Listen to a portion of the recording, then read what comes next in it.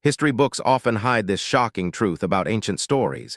Ancient flood myths share more than mere coincidence suggests. History books often hide this shocking truth about ancient stories. Ancient flood myths share more than mere coincidence suggests. Across cultures, tales of a great deluge persist remarkably. These narratives speak of divine wrath and humanity's survival. Today, we compare two monumental flood accounts, Gilgamesh and Noah, one from ancient Mesopotamia, the other from the Hebrew Bible. Their striking similarities have puzzled scholars for centuries. Let's uncover the astonishing connections between these epic floods. Our journey begins with the Epic of Gilgamesh, a Sumerian legend. This narrative predates biblical accounts by over a millennium. Utnapishtim, a righteous man, receives a warning from god Ea.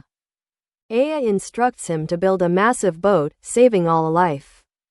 Utnapishtim loads his family, craftsmen, and all animals aboard. A terrible storm then rages for 6 days and 7 nights. He releases birds to find land, eventually resting on a mountain. The gods later grant Utnapishtim and his wife immortality. Next, we turn to the familiar Genesis account of Noah's Ark. God observes humanity's corruption and decides to cleanse the earth. Noah, a just man, receives divine instructions to build an ark. He gathers his family and 2 of every living creature. The flood waters cover the earth for 40 days and nights. All land-dwelling life perishes, save those within the vessel. 40 Noah days and sends out night's birds, a raven and a dove to find land. The ark finally settles upon the mountains of Ararat. Both stories feature a divine warning about impending destruction. A chosen individual must construct an enormous, watertight vessel. They bring their family and various animals aboard for survival. A catastrophic global flood then engulfs the entire world. The hero dispatches birds to determine if the waters receded. Prominent mountain peak Gilgamesh's gods are capricious. The survivors offer sacrifices to their respective deities afterward. Yet significant differences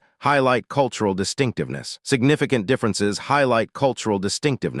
Acting out of irritation. Noah's god is righteous, judging humanity for its moral failings. Utnapishtim gains immortality. Noah receives a covenant and blessing. The motives behind the divine intervention clearly diverge. Gilgamesh emphasizes escape from mortality, a personal quest. Noah signifies a moral reset, a new beginning for humanity. These myths reveal universal human fears and hopes. They speak to our ancient need for order and purpose. Comparing these ancient flood myths is truly illuminating. They show shared narrative patterns across vast distances. These stories underscore humanity's enduring quest for meaning. Understanding them enriches our view of ancient cultures. If you enjoyed this, hit subscribe for more deep dives.